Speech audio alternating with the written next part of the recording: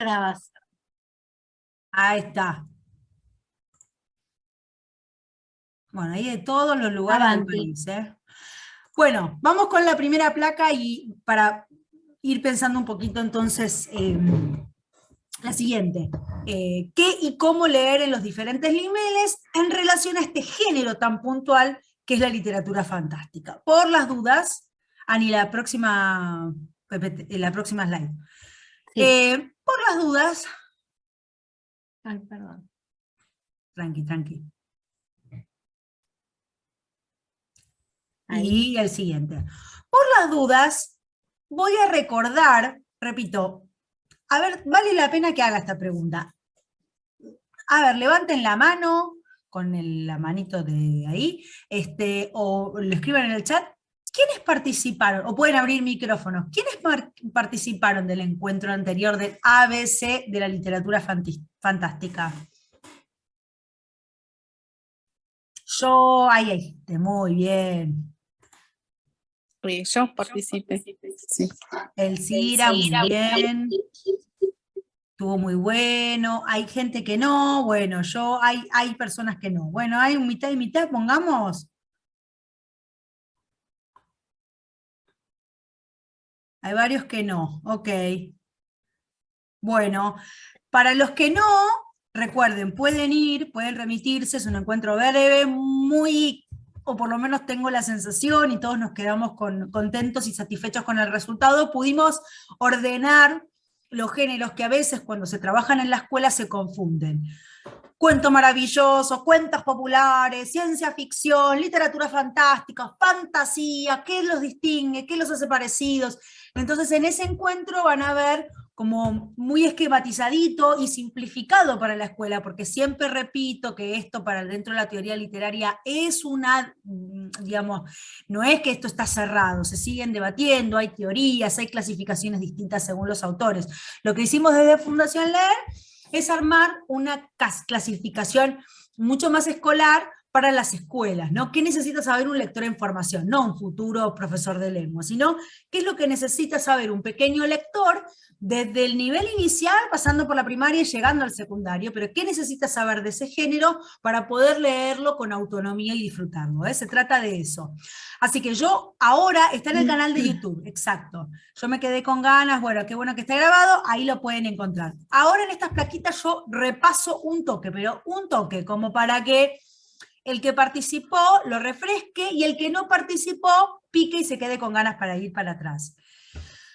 Básicamente en ese encuentro analizamos que cuando yo leo, y acá hablamos dentro de la literatura, y en esto es importante que los docentes seamos muy claros, dentro de la literatura, por eso a mí no me gusta hablar de libritos, porque son conceptos un poco vagos, entonces siempre es mejor usar los dos conceptos que en general son más precisos para hablar de la literatura. Textos literarios o textos ficcionales, ese sería el nombre.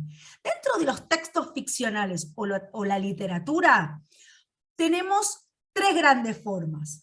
Cualquier cosa me dicen, ay, Rocío, vos tenés eso, es que yo les paso, no se preocupen, ustedes me piden información, yo doy clase de esto hace 3 millones de años, tengo un montón de información esquematizada, incluso para que ustedes lleven al aula directamente, para que ustedes compartan con los chicos.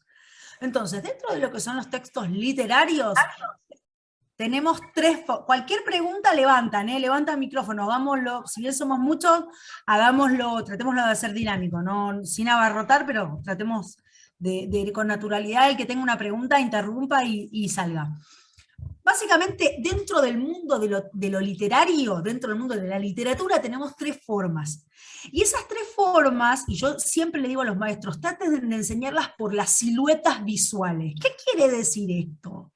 Silueta, ¿qué es? ¿90, 60, 90?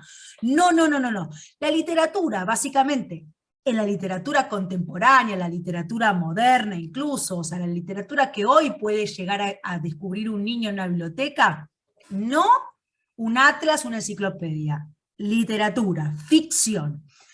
Tiene tres siluetas. La silueta del verso que me da la poesía, que es más flaquita la poesía.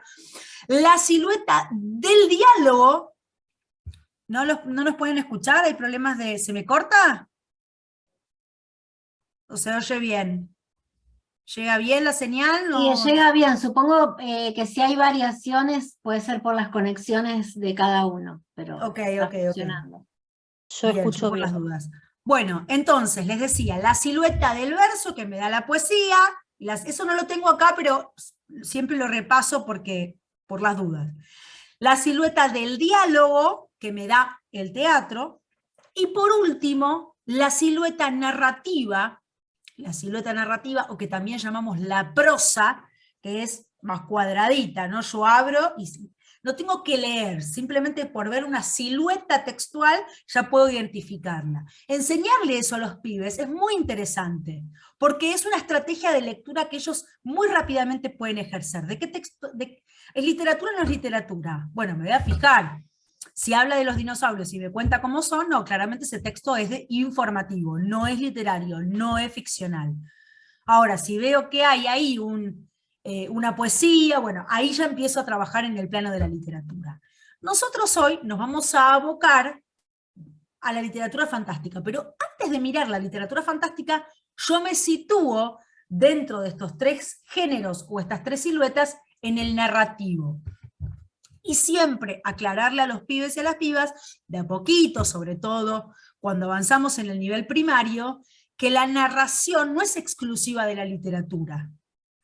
Porque muchas veces, incluso lo he visto confundido en los manuales de texto. Manuales de texto para chicos del segundo ciclo ya se confunde. Género narrativo. A ver, la narración es una estructura discursiva que tiene que ver con el contar hechos. Si yo te cuento, a ver, Mirta, te veo ahí, ahí a la mano, Mirta Galucci, la te veo ahí, sos mi interlocutora. Si yo te cuento lo que hice el fin de semana en un WhatsApp, Mirta, ¿es género narrativo? No. O sea, narrativo sí porque me contás algo. Es género narrativo. Pero yo te lo cuento así nomás. ¿Es literatura? No.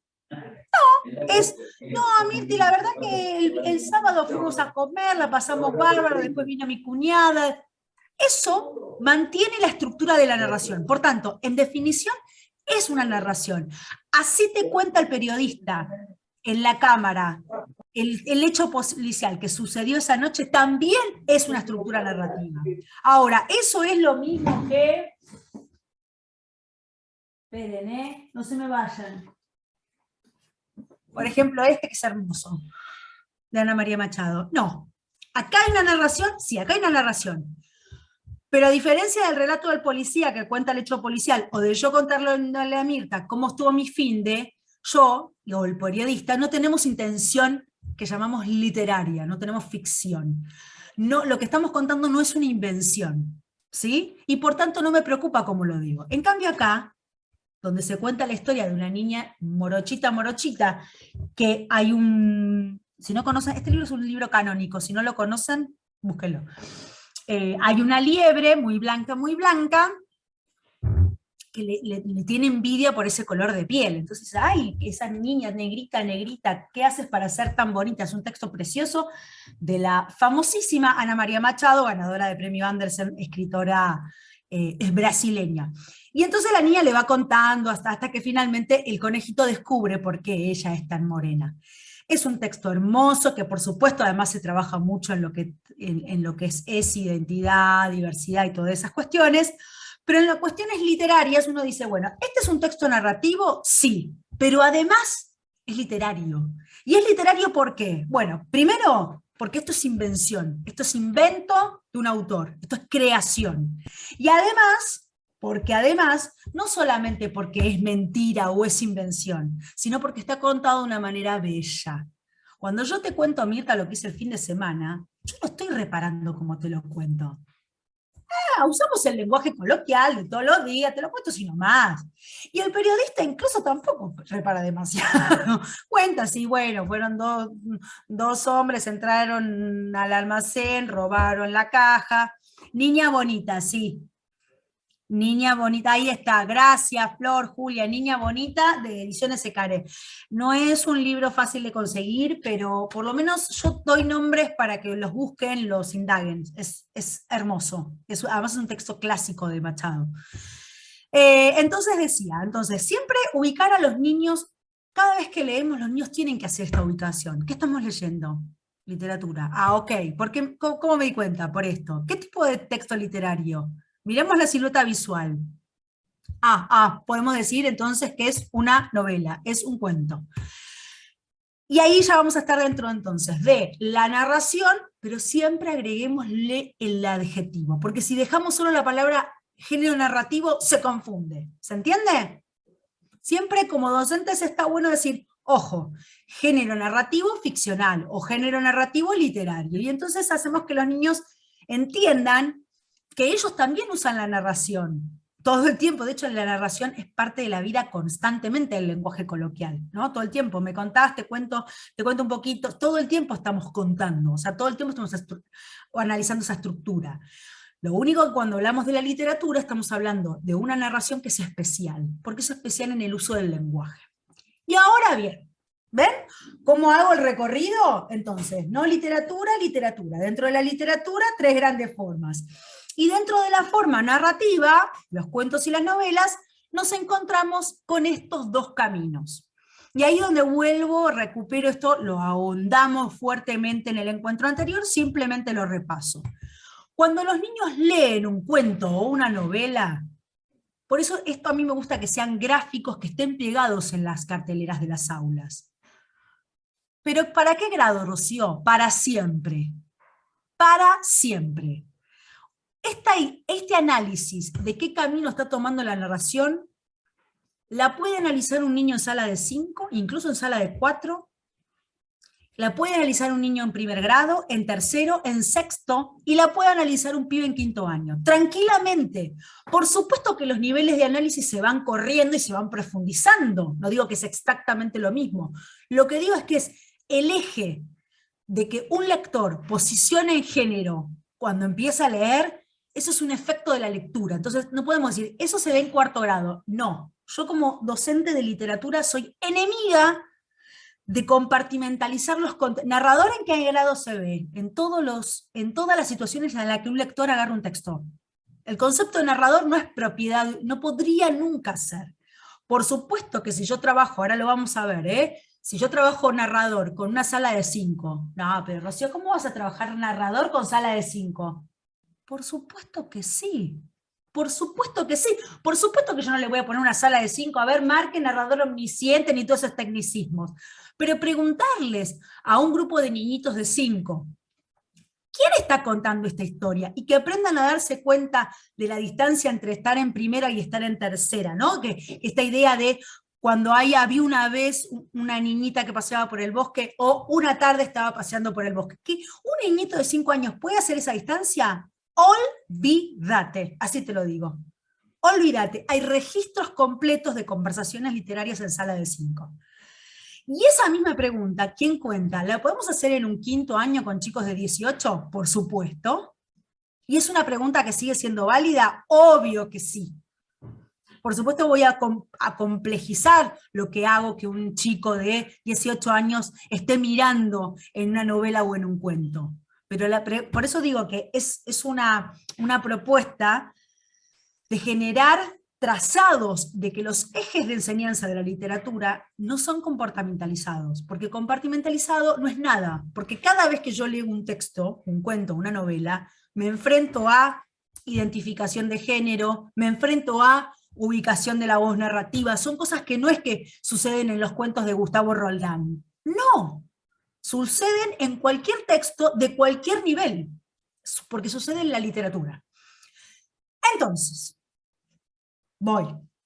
Sigo, ¿me siguen? ¿Están acá? ¿Los aturdí? ¿Se fueron? Estamos. Estamos bien. atentos. Gracias, buenísimo. Estamos. Gracias. Entonces, una vez que ubicamos a los chicos en, bueno, a ver, ¿es literatura o no es literatura? Es literatura.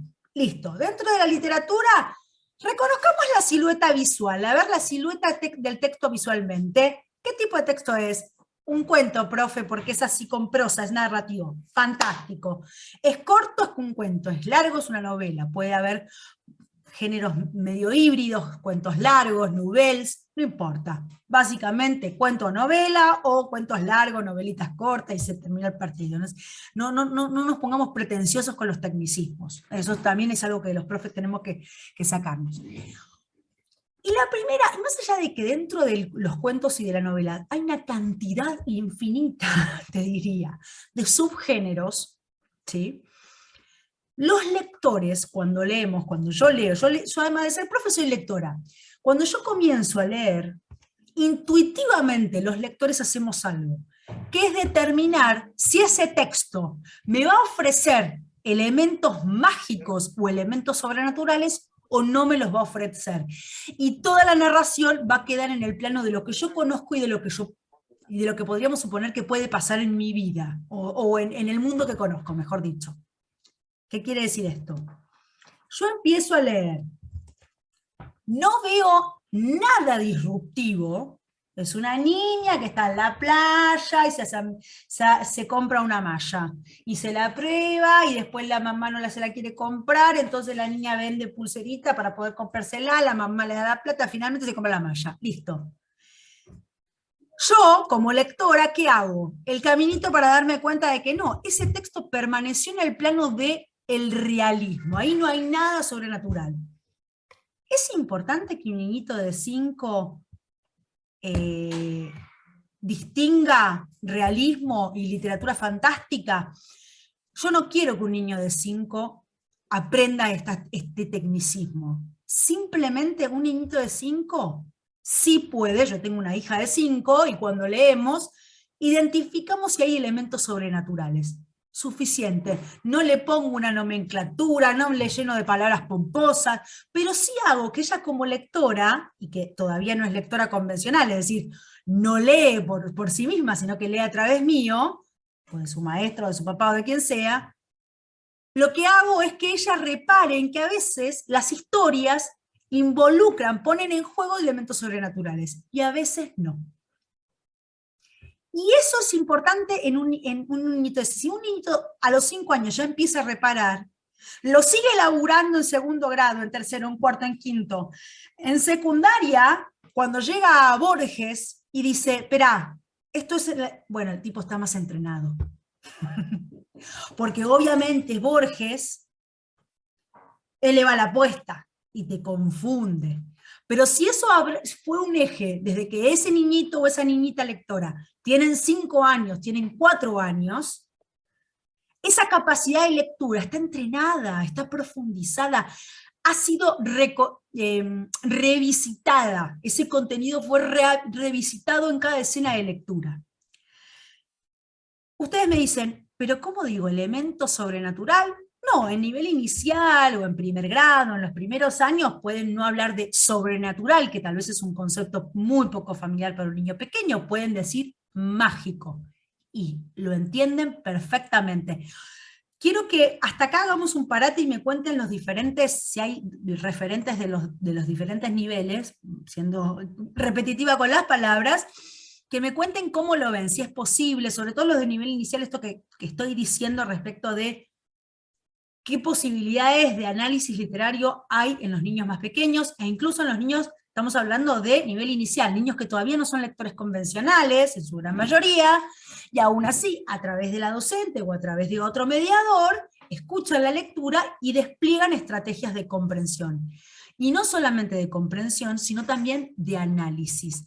Esa idea, porque muchas veces tenemos las representaciones, y esto lo quiero romper, así mira, te hago la piña, ¿viste? Romper la representación de que la comprensión lectora viene después de la alfabetización convencional. Digamos la verdad, hay muchos docentes todavía que todavía forjan en sus prácticas la representación.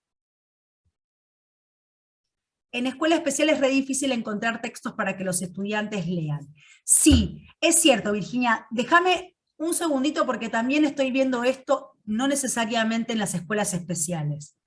Déjame un cochito, voy a poner como un clip acá tu intervención para recuperarla después. Ay, me perdí.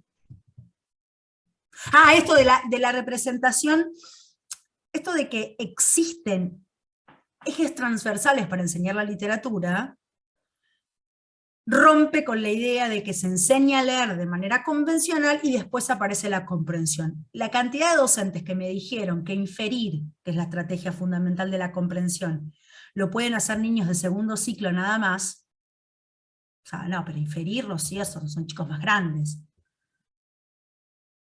Un niño de 5 años, si ve que su mamá llora, ¿no dice, mi mamá está triste? Un niño de 4 años, que ve, ahí están contándome un poco de las realidades. Digamos, empecemos a pensar que lo que tiene que ver con la lectura y con la enseñanza de la lectura es transversal a todos los niveles, y que la convencionalidad y la enseñanza de la convencional, tengo desde sala de 4 a 6º grado, ok, Mónica, ahora me contás, atraviesa todos los niveles, eso es lo que digo. Dejemos de pensar que la comprensión lectora es un asunto del segundo ciclo, ¿sí? O de cuando el chico ya lee convencionalmente, no es así. ¿Sí? La convencionalidad viene a potenciar al niño como lector, lo agudiza, porque claro, ahora ya no necesita un mediador decodificante, sino que lo puede hacer solo, ¿sí? Pero cuanto más entrenamiento en la comprensión tenga, más canchero se va a poner en la automatización de la decodificación, que es lo que no suele pasar en las escuelas muchas veces.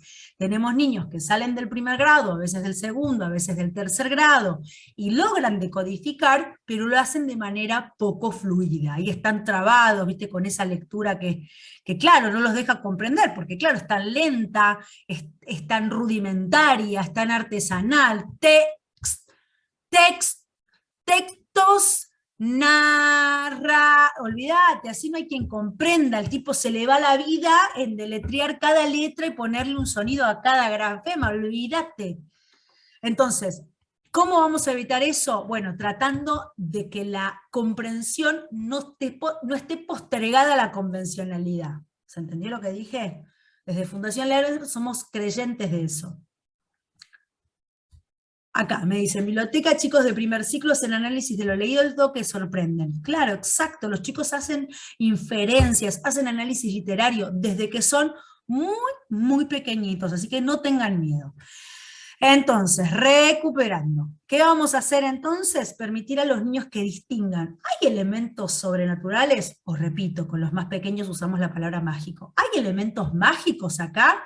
Y que además entiendan la diferencia de lo sobrenatural, de lo mágico. Es muy curioso que hay chicos que, por ejemplo, no tomaron conciencia de que un dragón, ¿no les pasa eso como docentes? De niños que en algún lugar de la confusión piensan que un dragón es un ser posible, digamos. No. Lamento decirte que no, me encantaría que haya dragones, me parecería alucinante, sacaría fotos a lo loca, pero no. Están en las historias, por suerte los tenemos ahí. Pero es importante porque además esto es conocimiento sobre el mundo, digamos. Y un dinosaurio, no, bueno, un dinosaurio no es un elemento mágico, ¿no? Es un ser que sucedió. Y que poder entender esa diferencia y que el texto literario te convoque a distinguir que si el narrador te está diciendo, había un unicornio, ¿no puede haber unicornios? No, no existen. Existen en el plano de la fantasía, solo en el plano de la magia. Y ahora vamos a ver por qué los niños pueden lograr hacer esta comprensión, por qué hacen esta sinapsis. A ver, ok, lo puedo leer, o sea, pueden existir, pero dentro de las historias. Afuera de las historias, no. Un unicornio, acá en el campo, no. No me lo encuentro, no existe, no va a existir nunca. Está por fuera de la lógica, ¿sí? Bien, entonces, que los niños de a poquito, por ahí con diagramas convocantes en las carteleras de las aulas, sean invitados a pensar, ¿hay elementos sobrenaturales o mágicos o no? Entonces, por las dudas, yo acá, perdón Anita, te necesito la próxima slide. Yo acá, por las dudas, les pegué un resumen del que hicimos en el encuentro anterior, que básicamente es todo el recorrido que hicimos, pero básicamente decimos que cuando esto lo pueden imprimir y ponerlo en las carteleras, porque fíjense que está hasta visualmente muy macanudo para los niños y las niñas. Entonces estoy leyendo, y cuando empiezo a leer un cuento, una novela, me estoy preguntando, ¿hay elementos mágicos? ¿O no los hay? No, hay un nene que va a la plaza y la mamá lo va a buscar. Perfecto. Todo podría pasar. Listo, me quedo en el plano del realismo. Ahora, sí, parece que hay unos fantasmas y un unicornio que tiene un hada encima. Ah, ok, bueno, surge algo que no respeta las leyes lógicas.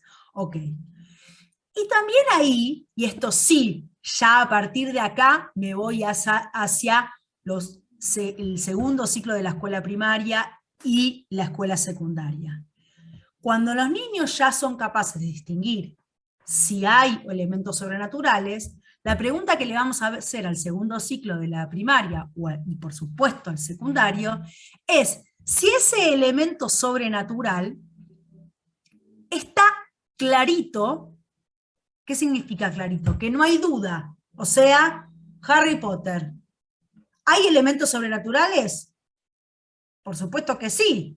O sea, hay gente que hace magia y vuela, y hay dragones, y hay apariciones, y hay fantasmas que tienen vida. Obviamente. ¿Hay duda dentro del relato? ¿Hay duda de que eso es sobrenatural? No hay ninguna duda, está clarísimo de que es sobrenatural. Y como sobrenatural está aceptado.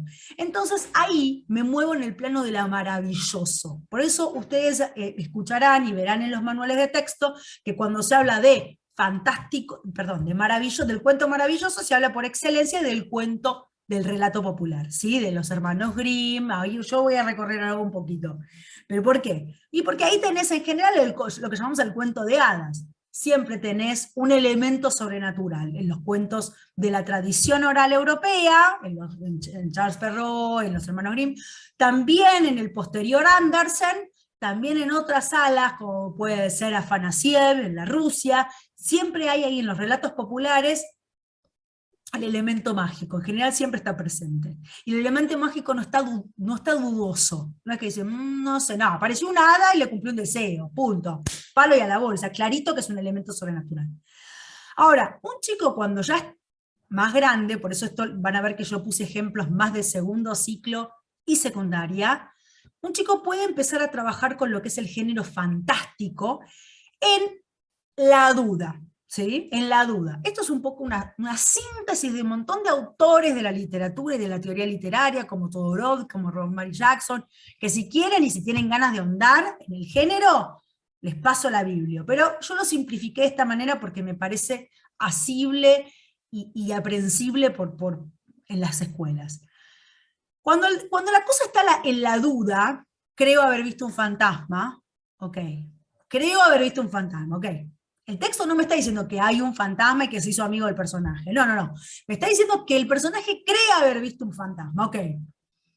Ahí siempre se dice que la fantasía, cuando el lector queda en la duda, tiene también dos caminos. Un primer camino que es lo fantástico y lo maravilloso, es decir, ok, hay fantasmas.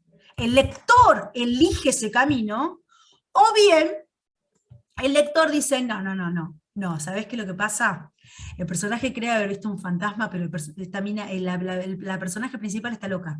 Está re loca, así que debe estar viendo visiones. Ok, me voy por el caminito de la lógica. Por supuesto, ¿este análisis lo puede hacer un niño de 5 años? No, no, no. Esto, por eso dije, esto es un segundo ciclo o ya un secundario. Pero ¿ves que el eje es lo mismo? ¿Se dan cuenta cómo avanza?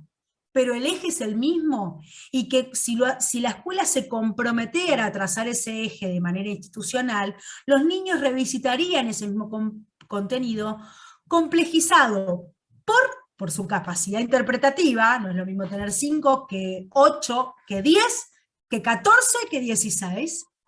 Su capacidad interpretativa va creciendo porque se hace cada vez mejor lector, en el mejor de los casos, Y además porque el texto que le voy a dar a un chico de 14 años, el texto que le voy a dar a un chico de 15, a un chico de 18, es mucho más desafiante que el que está leyendo un niñito de 5.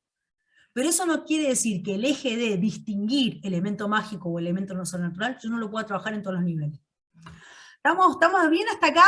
¿Acá alguna duda? Anita, si querés anda pasando el slide. ¿Aquí está bien, Rochi? Perfecto, vamos con el nivel inicial. Vamos a tener una placa de títulos ejemplificativos, ejemplificativos, no es que son estos. En general traté de usar como textos bastante paradigmáticos, incluso clásicos, algunos no tantos, pero que me gustan mucho, como para que tomen ustedes de ejemplo. Fíjate el nivel inicial. Dentro del género fantástico, ¿cuáles son los primeros textos que un niño pequeño debería entrar así? Acá los tenés. Todo lo que pertenece al relato oral popular. Todo eso es la puerta de entrada. Hola, Cintia. Es indispensable en la biblioteca de todo lector pequeño, lectora pequeña, leer o escuchar los cuentos de Grimm. Sí, es indispensable. ¿Y qué es lo que me está pasando? Que en las escuelas muchas veces se prioriza un autor o un texto que está de moda, pero si un niño no lee Caperucita Roja, Hansel y Gretel, o no le leen Caperucita Roja, Hansel y Gretel, La Bella Durmiente, Blancanieves, son estructuras canónicas de la literatura. Le falta el estante de abajo de la biblioteca a ese pibe, o a esa piba. Así de importante es esto.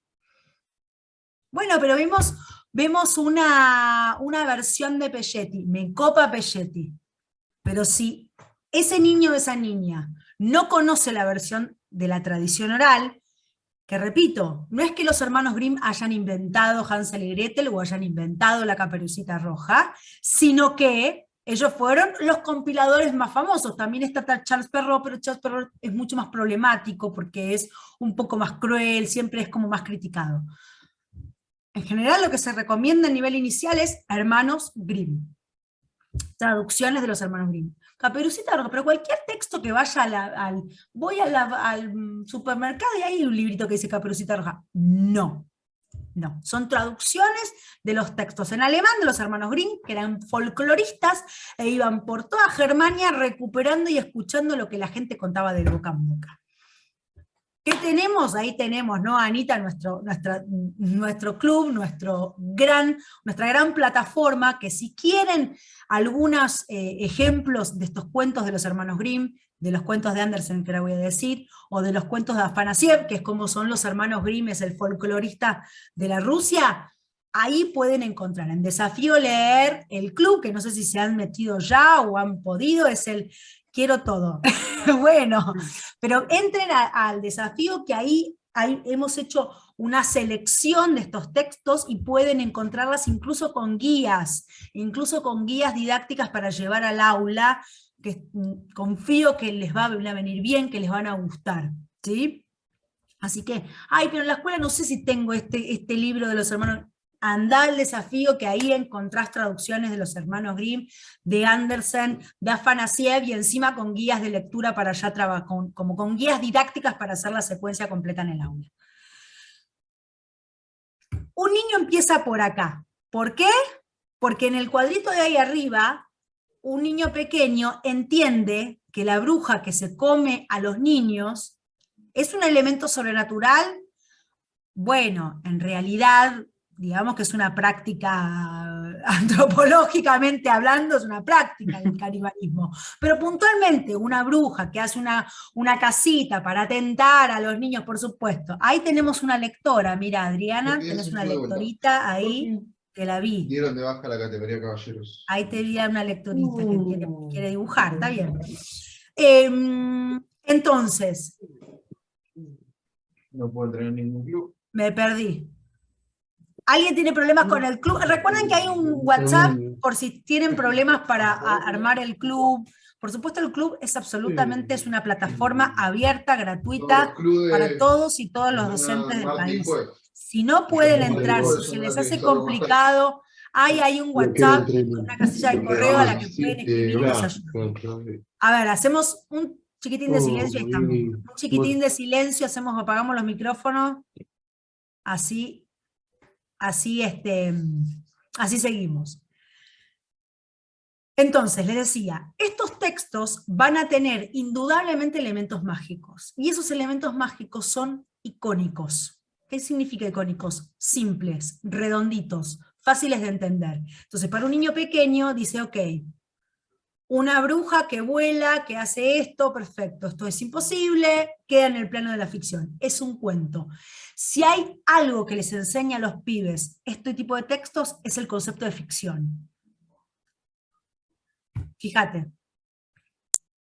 ¿Qué pasa con Andersen? Cuidado con esto, yo siempre digo, son la tríada, Perrault, Grimm y Andersen. Andersen no es literatura popular, es literatura ya de autor, ¿sí? Es el primer autor de la literatura infantil, por eso nuestro Nobel de la literatura infantil se llama Andersen, porque es el autor que un poco dio origen a la literatura infantil. Andersen, si bien, igual Andersen, él está recuperando un poco la tradición oral nórdica, ¿no? Él es dinamarqués, entonces él está ahí, pero tanto el Patito Feo, la Sirenita, que ahora está tan de moda con la peli, el Soldadito de Plomo, todos son invenciones de él, ¿sí? Son historias que él inventó. Ahí también tenés el paradigma del contar. Pulgarcita, que hace prontito vi una muestra a tratarla acá en las vacaciones de invierno. Pulgarcita, todo eso es ideal, porque repito, los elementos sobrenaturales son claritos, simples de identificar. Entonces, laburar con eso en el nivel inicial o el primer ciclo es ideal.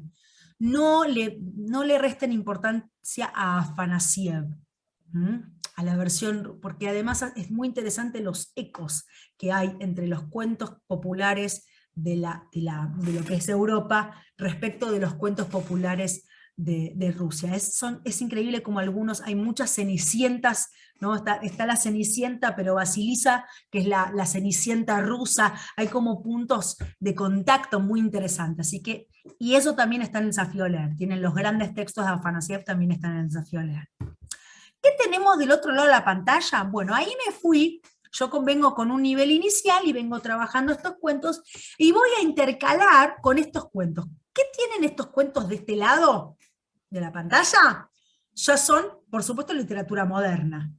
Son toda literatura de autor, ahí no hay cuentos populares. Acá hay literatura moderna de autor, además, de hecho, muchos de ellos, por lo menos 3, excepto el de Detach, es libro-álbum, ¿no? Es decir, es un autor integral, tanto Maurice Sendak como Anthony Brown como David Lech son autores integrales, es decir, escribieron la historia e ilustraron la historia.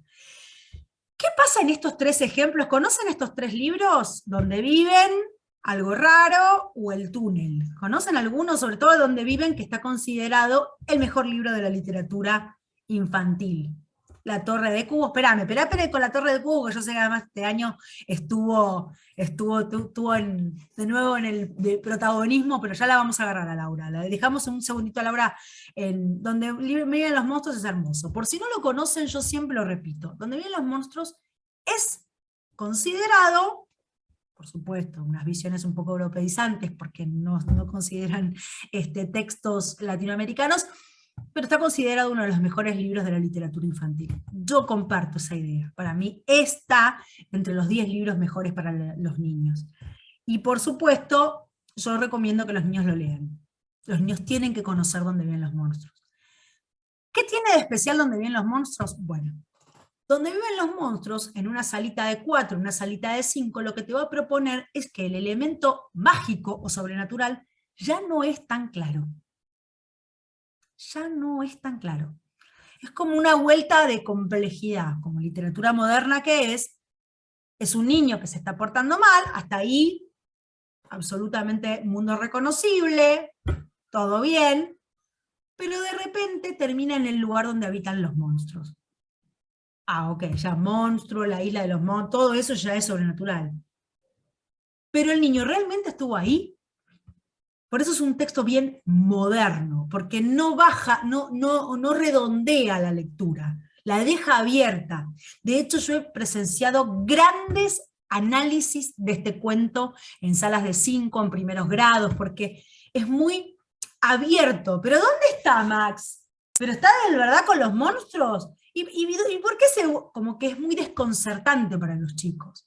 Y definir si existe o no un elemento sobrenatural ahí es interesante como debate, pero repito, es una vuelta de tuerca respecto de lo anterior. Por eso digo que vamos mostrando la fantasía en diferentes formatos. El formato tradicional, icónico, simple, y un formato moderno, disruptivo, donde lo fantástico no se sabe bien. Eso mismo pasa con Algo raro en la casa de mi abuelo, que no es un texto tan canónico, pero me encanta, es un libro repremiado igual, es un libro hermoso, que si no lo conocen, chusmenlo en internet, las ilustraciones son una demencia, así les digo, es una locura, una cosa surrealista por demás. Y lo interesante es esto de, hay algo raro en la casa de mi abuelo, y la ilustración te va explicitando, lo que no te explicita el texto, de qué es eso raro, y cuán sobrenatural puede ser eso raro que aparece ahí.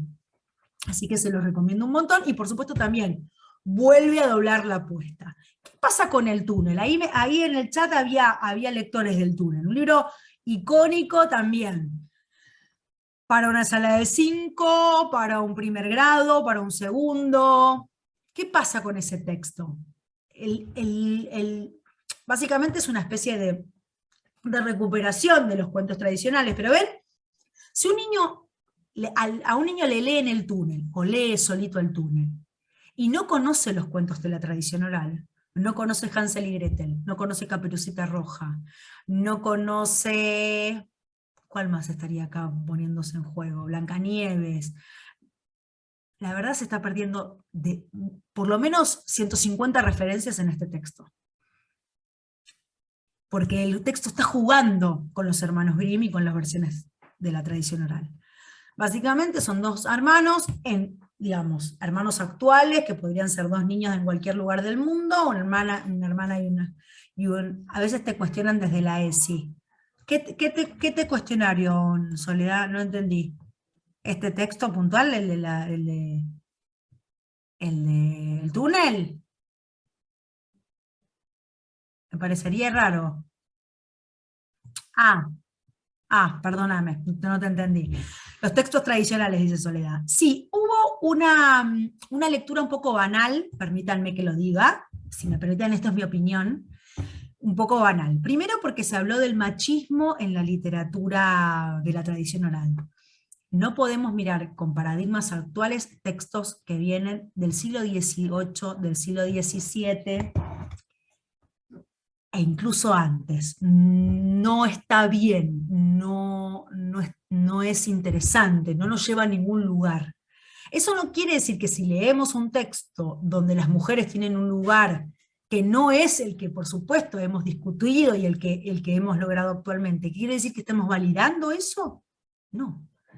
Pero si vamos a distinguir en la literatura, mi opinión, y voy a leer solamente aquellos textos literarios que reflejen una visión moral de la vida, digamos, en este caso, concordante con la propia, o con la de un grupo de determinadas personas, estamos ciñendo la biblioteca a 4 libros. Y además la literatura no dice esto está bien. Cuando Barba Azul mata a sus esposas, ¿está diciendo hay que matar a las mujeres? No, no. De hecho, para mí, esto lo habíamos conversado con Liliana Cineto el año pasado, que hicimos una conversación muy interesante de Liliana sobre los textos tradicionales, y Liliana decía, de hecho, Barba Azul es un gran texto para revisitar el tema de los femicidios, la violencia de géneros, pero por supuesto no criticando un texto que tiene 400, 500 años. Es un poco ridículo y tontón. Y por otro lado, hay veces, y esto lo voy a decir de mala, de profe mala, pero también hay veces que la gente no lee los textos y critica agarrándose de la película de Disney. O sea, que Blancanieves despierta por el beso del príncipe es porque vio la película y no leyó Blancanieves, ni la de los hermanos Grimm, ni la de Perrault. Blancanieves se despierta, no porque la besa nadie, de hecho en el cuento nadie besa a nadie. Sí es cierto que hay un príncipe que se enamora de Blancanieves, pero Blancanieves se despierta porque al levantar el ataúd los enanos y para entregárselo al príncipe que está enamorado de ese cuerpo, se destraba el pedazo de manzana envenenada. Punto final. Y otra vez, la Bella Durmiente. Ay, bueno, porque la besan sin consentimiento. ¿De qué hablamos? ¿De qué hablamos? Salgamos de esa locura. La Bella Durmiente se despierta porque justo se cumplen los 100 años. No hay ningún príncipe que el beso del primer amor, eso no, eso es Disneylandia.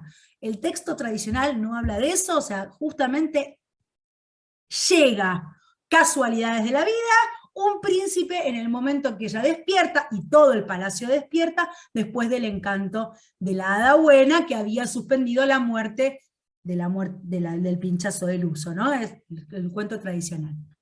Entonces, toda la cuestión se tenía que decir y se dijo, vamos, Caro. Pero además, porque son textos que yo creo que todo lo contrario, permiten revisitar estos contenidos. Y asimismo, cuando me piden recomendar textos de la ESI, yo nunca voy a ser amiga de recomendar un texto que baje línea, ni siquiera una línea con la que acuerdo, ni siquiera una línea, por ejemplo, con la que esté de acuerdo, que diga que todos somos diferentes y todos tenemos que ser respetados. Por ejemplo, esa idea con la que imagino que ningún ser humano de bien está en desacuerdo. Pero un texto literario que solo quiere decir eso, no me parece valioso en términos literarios. Digamos, en todo caso, veamos un texto informativo. Hay millones de textos informativos que trabajan las diversidades y no usamos la literatura para decir una verdad. La literatura no dice verdades, no le interesa la verdad a la literatura. Es un principio de la literatura. La literatura es libre de contar historias y de que los lectores construyamos interpretaciones y de que debatamos y de que pensemos. La literatura no te está diciendo lo que está bien o lo que está mal. Nunca fue así. Nunca. Puedo leer, muchas veces me pasa, leemos un cuento para trabajar la amistad porque se están peleando mucho en el... Y yo qué sé, la literatura ¿qué puede hacer pobrecita? ¿Qué le pone? Imagínate la mochila que le ponemos a la literatura. ¿Me va a solucionar que los chicos tengan que se autoperciban con amorosidad, que los chicos pongan límites en su cuerpo? Pero ¿qué le estás pidiendo a la literatura? Le estás pidiendo un montón, la literatura está para otra cosa. La literatura está para abrir la mente de los niños y en esa apertura lograr un montón de cosas. Por eso digo, no quiero minimizar los objetivos, lo que sí soy un poco reticente al mezclar y al agregarle funcionalidades a la literatura. Esto siguiendo a Teresa Colomer, que no sé si la conocen, pero a mí es una autora que me encanta, que el ministerio la he invitado muchísimas veces, porque ella es española, y ha estado en el Palacio Pisurno muchas veces. Teresa es una genia, y ella siempre habla de no le agregues a la literatura una función. Es como si invitas a la señora que más sabe del mundo, y le pones una escoba para decir, no me barres la vereda. No, pero pará, pero te la estás desaprovechando. Así que siempre quedemos en hacerle justicia a los textos. Porque hay que leer a los hermanos Grimm, y esto lo dice el diseño curricular, no lo digo yo. Lo dice el diseño curricular, y todos los especialistas que conozco, tanto argentinos como incluso muchos internacionales que son de referencia en la Argentina, como Colomer, hablan de la importancia de la lectura de los cuentos tradicionales en la primera infancia. No es un capricho nuestro, todos los especialistas hablan de que es el pilar básico de la biblioteca de un pequeño lector. Un niño tiene que conocer las historias de los cuentos tradicionales. Le hace bien como lector. Pero no va a tener miedo a que se lo coma una bruja. Hay una película que salió que trabaja un poco este tema, a mí me gustó mucho. Es una película que tampoco es una gran cosa, pero para los que somos mediadores y trabajamos en literatura infantil, si tienen ganas, creo que está en Prime Video, y es la historia supuestamente real de Roald Dahl. ¿Roald Dahl lo ubican?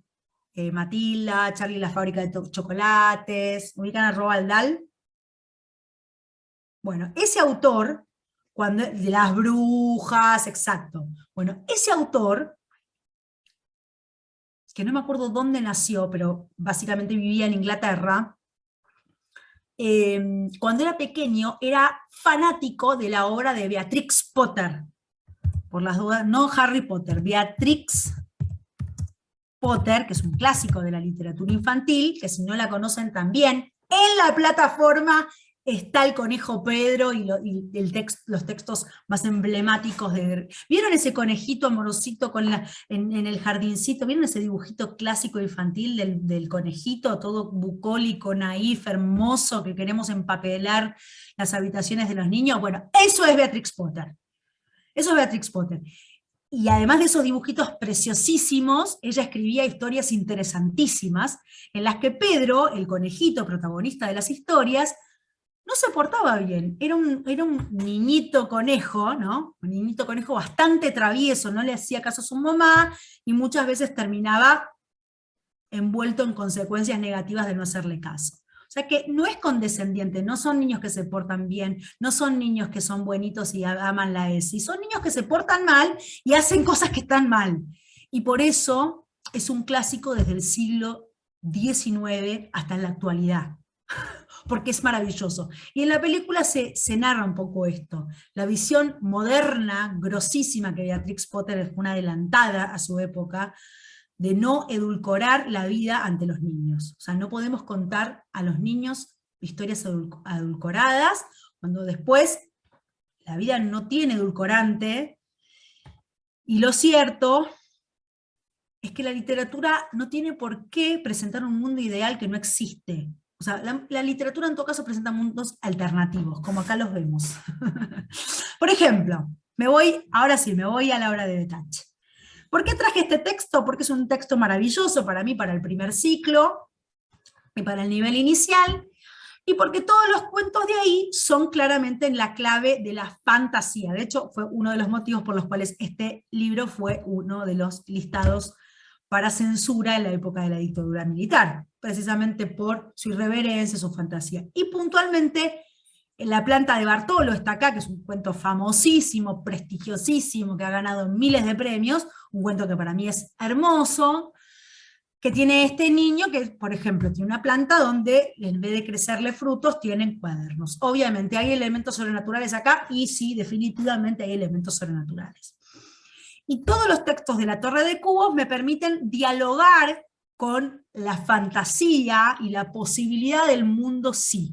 No el mundo que existe, sino el mundo posible. Por eso ahí hice como un recorridito que me pareció interesante. ¿Hasta acá vamos bien? Sigo, ¿eh? ¿Estamos bien? Yo no sé si me quedan 5 minutos, 2 horas y media. Rochi, Vamos bien. vamos Buenísimo. bien, son las 19. Sí. Podemos seguir, si les parece 15 minutos más aproximado. ¿Cómo lo ves, Rochi? ¿Cómo lo ven?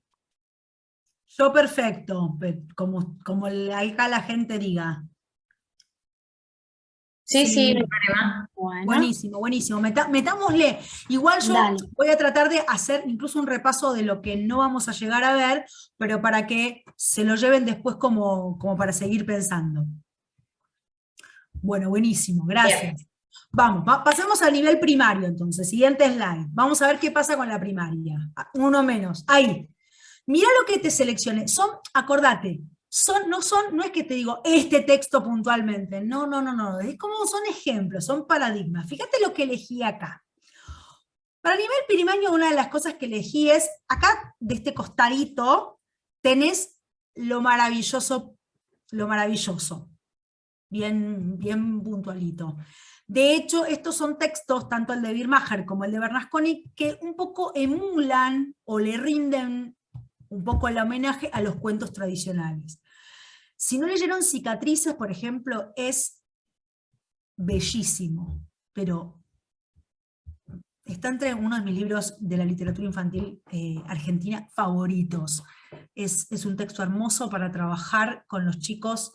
Es un texto para un segundo, tercero, cuarto, quinto grado, sexto grado, séptimo grado, incluso lo podés llevar en los primeros años del secundario también. Es un texto bellísimo, bien tradicional, un guerrero se enamora de una doncella, de una princesa, ella lo rechaza porque él tiene cicatrices en la cara. Y él explica que tiene las cicatrices porque él es un soldado, ¿no? Ha peleado y por tanto tiene cicatrices. Entonces él en la tristeza se interna en el bosque y ahí da con un mago, que el mago básicamente es como una especie de Merlín, ¿no? Una figura claramente sobrenatural, ¿no? Mago que hace magia, no el que contratás para los cumpleaños de trucos, no, es un mago que hace magia. Y yo decía medio de Merlín porque es esta figura que hace magia, pero también es una especie de como de, muy bueno, dice acá Ángela, como que lo ayuda a reflexionar al personaje, es como una especie de conciencia, de Pepe Grillo, ¿no? Es un personaje que está ahí para ayudar al personaje principal, que es este chico, a buscarle la vuelta de tuerca al desenlace de la historia, ¿no? Él está enamorado, no es correspondido por sus cicatrices, entonces él se quiere borrar esas cicatrices para poder enamorar a su amada. Y el mago, que dice poder borrarle las cicatrices, y hace la prueba, empieza a hacerlo reflexionar sobre qué implica. Si me preguntás, ahora que citamos, por ejemplo, la ESI, si me preguntás, este texto no está muy citado para la ESI. Sí, el Caballero de la Armadura Oxidada, creo que, yo no lo leí, pero por lo que me contaron puede ser que tenga ahí una intertextualidad. Si me preguntan respecto, por ejemplo, de la ESI, yo nunca trato de recomendar que leemos literatura para trabajar, porque repito, no hay que encontrarle funcionalidades a la literatura para enseñar otra cosa, como si enseñar literatura en sí mismo no fuera suficiente motivo. Ahora, si vos querés, dentro del plan de la ESI, dentro del espacio y del área de ESI, trabajar con literatura como recurso, este es un texto interesante. No es un texto obvio de ESI, de las temáticas de ESI. Es un texto bello, poético, que habilita las reflexiones sobre la propia identidad, las representaciones, la autoestima, la configuración de uno mismo, el valor de uno mismo, etcétera, etcétera, etcétera. Un montón de temáticas. Así que yo se las tiro, se los dejo ahí, y además lo quiero citar porque si no lo conocen es un texto bellísimo. Otro texto y ahí el elemento sobrenatural también es bien simple, que recuerda la simpleza de los cuentos tradicionales. ¿Qué pasa? Mirá, fíjate, te puse acá, es muy adecuado. Bueno, genial, si sirve, está buenísimo. No, o sea, repito, va a ser como una sutil referencia. El chico va a tener que hacer una reflexión sobre el link entre cicatrices y las temáticas del área. Así que se los dejo ahí. Fíjate que te puse acá, una antología emblemática. Ay, ahí tenía sus prejuicios, y lo viste, es hermoso. Bueno, porque lo que pasa es que Marcelo en sus apariciones mediáticas es un poco antipático, pero la literatura que escribe es maravillosa. No se dejen llevar por el personaje, siempre lean a los autores por su texto, por su obra, después todo lo demás. Bueno, puse ahí, fíjate, una antología clásica de la literatura argentina que es Nadie te creería. ¿Por qué la puse acá? Porque en relación a la fantasía, Nadie te creería funciona desde el absurdo. Y el absurdo es como dentro de la fantasía una tipología puntual o una subcategoría, como le quiera llamar. El absurdo es lo ridículo, que en lo ridículo puede habilitar lo mágico o lo sobrenatural. ¿De dónde lo saca Pelletti? Y obviamente que Pelletti está también leyendo a María Elena Walsh, la madre maestra de la fantasía desde el absurdo, ¿no? De Alan Kifke, por ejemplo. El absurdo como la posibilidad de lo imposible, pero lo imposible no como, wow, sino como lo exagerado. Absurdo es lo grotesco, lo exagerado, lo impensado, ridículo. Eso es lo que trabaja María Elena en su obra, y que por ese supuesto aparece acá en referencia en la obra Nadie te creería de Pelletti, que tiene así como atisbos de la fantasía desde lo absurdo, pero también son muy sencillos y muy ágiles, entonces es un texto que también pondría en consonancia. ¿Dónde un chico en el nivel primario hace un salto? En realidad tendría que ir al revés. En Socorro. En Socorro. Yo sé que esto es un texto canónico. Bueno, ahora Elsa Bornemann está toda resurgida, porque además la editorial hizo toda una movida de festejo a la autora. Pero no sé cuán efectivamente se lee esta antología en las escuelas. ¿Se sigue leyendo Socorro en las escuelas? ¿Qué me dicen? Díganme la verdad. Yo lo leí cuando tenía 8 años, pero acá no. No. Ahí sí, ok. No. Lo estaba por elegir hace poco. Bueno, qué bueno, a ver si te puedo conversar, Virginia. Sí, sí, acá hay algunos que sí. No. Alicia. Yo lo leo en cuarto en la biblioteca, genial. Les gusta muchísimo, buenísimo. Bueno, ahí, genial. Yo creo que ahora se revivó mucho la figura de Bornemann. Incluso en un secundario, Victoria, sí, sí, tranquilamente el texto, porque además una cosa que tuvo mala la edición de estos cuentos es que se publica como literatura de terror, o cuentos de terror, y en realidad un poco que abarata un poco la propuesta de Bornemann. Bornemann lo que hace en esos cuentos es trabajar el género de la fantasía, problematizado en el género fantástico de lo extraño. Porque se acuerdan que todos los cuentos paradigmáticos de Socorro quedan en el limbo, quedan en la duda. Pero pará, ¿eran fantasmas o no eran fantasmas? Decisión tuya. Esa idea que es lo fantástico purísimo, cuando el lector queda en la duda y la lectura queda abierta, es la que trabaja Bornemann, una anticipada a la época de trabajar ese tipo de literatura para los chicos. Por eso, si vos me preguntás, ¿es un texto que pasó de moda? Mirá, no, es un texto viejo, sí, pero para mí sigue siendo recontra valioso leer por lo menos un puñado de textos de esta antología. Manos. Habría que leerlo como canon escolar. Porque Manos es un texto absolutamente escrito, bueno, con la maestría del Bornemann. Lo leí hoy, no te puedo creer, Soledad, me muero la casualidad. Sí, sí, lo leí hoy y no solamente eso, sino mirá lo que sucedió. Perdón que interrumpa, es Por cortito. favor. Había una nena, prima de una alumna del colegio donde yo trabajo de bibliotecaria, que vino de visitas acá a Pehuajó. La nena es de Estados Unidos, la mamá era de acá de Pehuajó.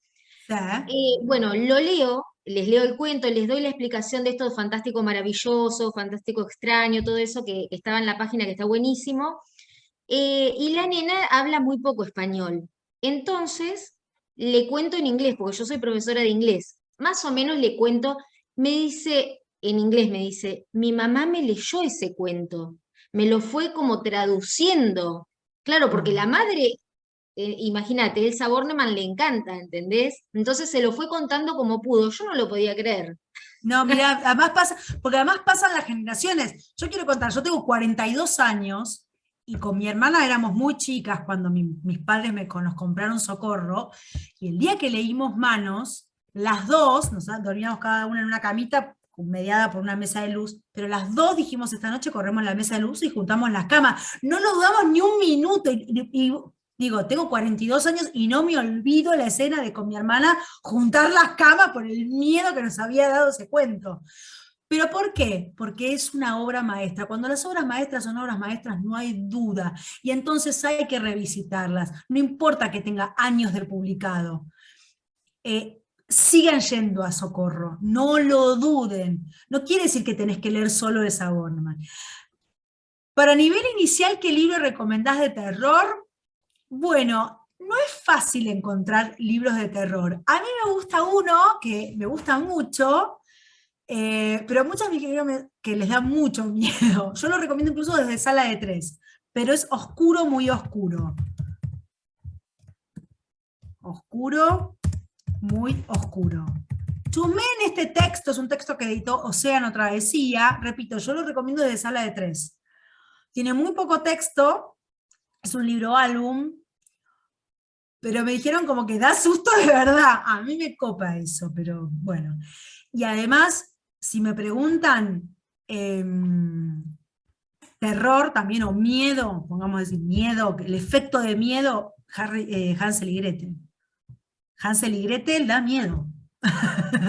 Yo lo estoy leyendo con mi hija, tengo la edición de Fondo de Cultura ilustrado por Anthony Brown, y le da miedo. Le da mucho miedo la ilustración que hace Anthony Brown de la bruja, porque es terrorífico, es esta idea de una bruja que te va a comer.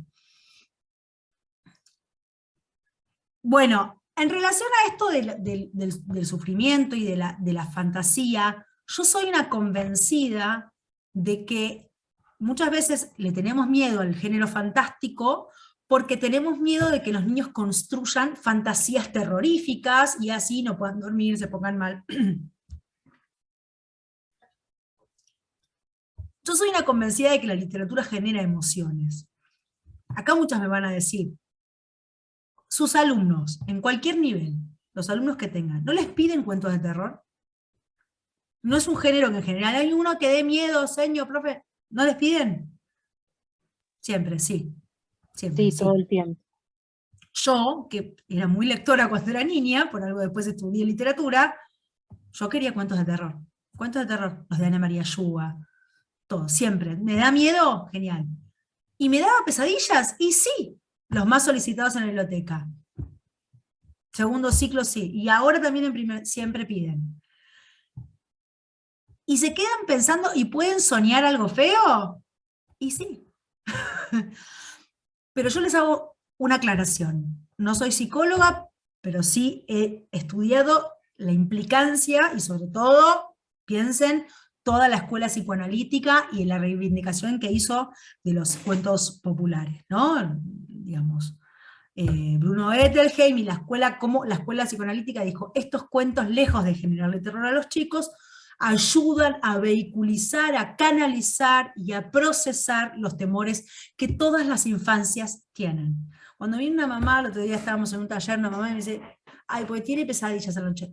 No conozco un niño, niña en el mundo que no tenga pesadillas. Es un proceso natural. Eso no quiere decir que no hagamos una curaduría de lo que los niños ven o leen o escuchan, pensando que lo que es apropiado.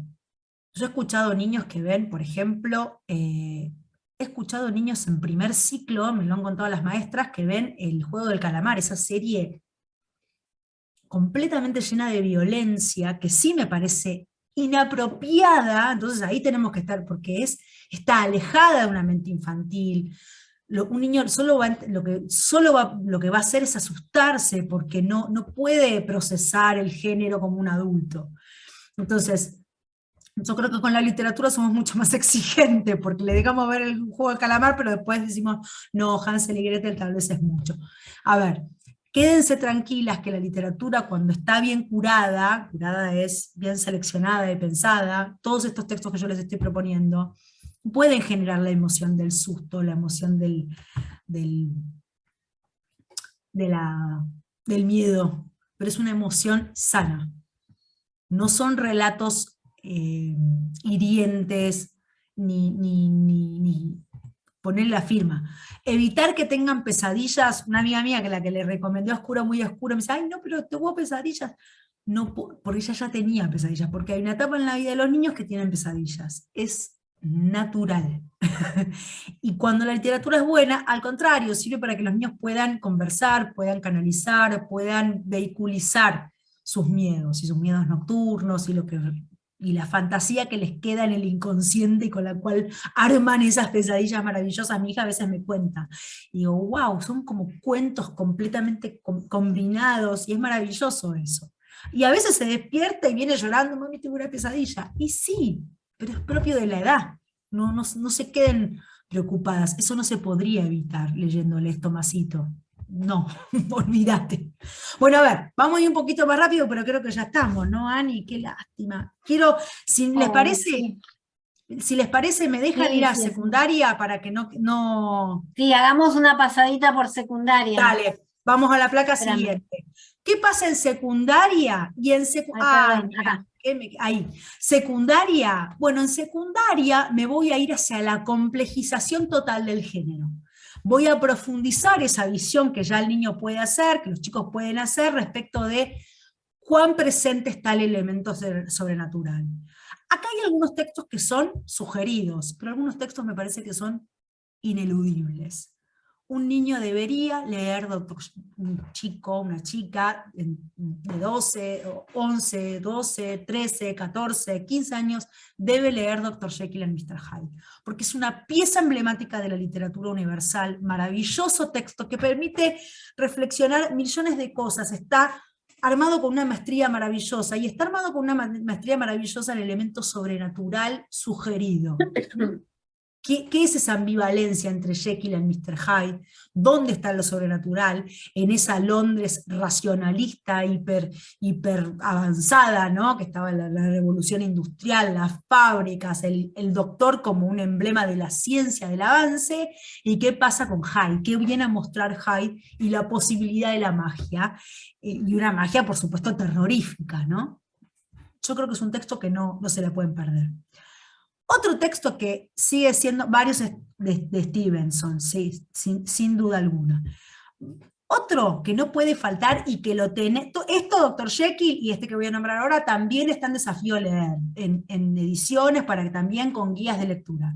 La secundaria, un chico de más de 12, 13, 14, 15 años, tiene que leer algún cuento de Poe, porque es también pilar de la literatura, todo lo que es los grandes cuentos macabros de Poe, Gatonero, Corazón delator, son textos paradigmáticos de lo imposible como posible, de lo extraño, de lo terrorífico, de lo que me asusta, pero puede suceder. Poe es un maestro, no hay mejor. O sea, si vos me decís un cuento que dé miedo y que sea maravilloso, y Corazón delator. Es una perla por donde se lo mire, pero es verdad, para leer a Poe hay que tener experiencia lectora, sí, pero fíjate que yo todos estos textos te los estoy presentando para que no los lea el pibe solo en la casa, ojota, te los estoy presentando para hacer situaciones de lectura guiada y compartida en el aula. Estos textos yo te los presento con una modalidad, no llegamos, pero la modalidad es para el trabajo de lectura compartida, con intervenciones. El chico, muy pocos niños, es cierto, vos lo que no me acuerdo el nombre, pero es cierto, ¿cuántos niños o chicos o chicas en la actualidad pueden leer? No quiero ser irrespetuosa, pero tampoco hipócrita. ¿Cuántos de nuestros lectores jóvenes pueden leer efectivamente un texto como el de Stevenson, solitos en casa? Bueno, no son tantos. Entonces, ¿cuáles son las posibilidades de que llegue este texto? A partir de la mediación, porque con la seño, con el profe, con una guía, con intervenciones, leyendo en voz alta, haciendo cortes, dialogando, intercambiando, sí logran comprender. Si quedan solitos en un trabajo absolutamente solitario, es poco posible. Pero por eso estoy diciendo que todos estos textos yo no los trabajaría en lectura diferida, o para que los niñitos lo lean solo, no, esto llévalo al aula. Y lo que van a ver, si quieren yo les puedo pasar la presentación, en la segunda parte es cómo lo llevarían al aula en términos de las intervenciones. Nos quedaron en el tintero las intervenciones, pero ahí hay intervenciones de preguntas concretas que puedo hacer, ejercicios concretos. Van a ver que además es muy sencillo de leerlo. Fíjate, Ani, si querés ir repasando las slides que le siguen, fíjense que ahí, bueno, esto es una cita que viene como interesante para cerrar, pero después, todo lo que viene después, si querés anda pasando, Ani, son todas reseñas de intervenciones, ¿sí? Van a encontrar ahí guías, ven acá, diseños de las situaciones de lectura compartida. Y van a ver ahí un montón de tips, por ejemplo, modalidad de lectura en voz alta, cómo es la lectura prosódica, e incluso les dejo, que esto los desarrollé hace poquito, seguí, Ani, la siguiente, perdón. Estoy pesada. Eso, les dejo esto que lo pueden hacer con texto, yo les doy un ejemplo, para enseñar a los pibes la lectura prosódica, y cómo esa lectura prosódica los ayuda a enfatizar la comprensión del elemento sobrenatural. Está buenísimo, así que mírenlo, es absolutamente amigable, fíjense que es como un apunte, lo van a poder, fíjate Ani, la slide siguiente, yo les doy un ejemplo de cómo, ¿ven? Cómo intervenir un texto literario para ayudarlos a los pibes a leerlo prosódicamente. Hacen el ejemplo ustedes y después lo intentan los chicos. Y eso lo aplican para el análisis de la lectura, del elemento fantástico en la literatura, y potencia la comprensión. Así que van a encontrar un montón de intervenciones. Mira, fíjate, Ani, pasalo, si querés, para recorrer un poquito los slides. ¿Pasó? Sí, pasa, ahora ya estamos. Les doy un ejemplo de cómo se construye la representación de lo imposible, un ejemplo de Alicia. Van a ver que tienen hasta cosas que pueden llevar directo al aula, ¿ven? Estas intervenciones para trabajar la historia, siempre viendo este elemento sobrenatural característico del género. Así que esto se los vamos a... ¿Cómo se los pasamos, Ani? Esto va a quedar grabado, por eso estoy dejando cada pantalla un ratito, porque va a quedar grabado. Perfecto. Y lo van a poder ver. Vamos a compartir por las redes y les vamos a enviar a todos los participantes el link a la grabación de este encuentro, que va a estar Buenísimo. colgado de Zoom. También, de YouTube. También YouTube. si entran al canal de YouTube de Fundación Leer, lo van a poder encontrar. Bueno, seguimos pasando para que queden todas bien visibles en la pantalla. Les agradezco, pero ves que tienen hasta preguntas puntuales para hacer. Les agradezco que estuvieron ahí hasta el último minuto. Ven cómo trabajarlo esto en el diagrama con los chicos en clase. Bueno, la verdad que nos quedó cortita la charla. Pero bueno, cualquier cosa acuérdense que tienen mi correo y si quieren profundizar en algo, me pueden escribir acá, ¿sí? Rebrecia, me escriben, Rocío, estuve en la charla del jueves, quería pedirte, bueno, no hay problema, me escriben por profundizar algún tema que les interese, del que haya hablado, o si nombré un texto o un autor, ahí me pueden escribir sin problema. Ven que tienen bastante... Pero bueno, nos quedó re cortita la charla. Me parece que hay que hacer otra, Rocha. Hay que hacer otra. Si bueno, para ganas... cerrar, Anita, les pedimos a todos, si pueden acá, haciendo con el telefonito, si pueden compartir, mejor dicho, una breve encuesta recontra simple, pero es re necesaria para nosotras, para poder saber que la propuesta le viene bien y poder seguir replicando estos espacios, es fundamental evaluarnos. Así que por favor, si tienen un segundito, escanean ese QR y pueden entrar a la encuesta muy sencilla para completar online. Bueno, mientras van entrando a la encuesta, todas las que puedan, nos encantaría que nos dejen sus comentarios. Me parece, Rochi, que vamos a proponer a ver si se puede hacer una segunda parte donde recorrer con más tiempo todas las pantallas referidas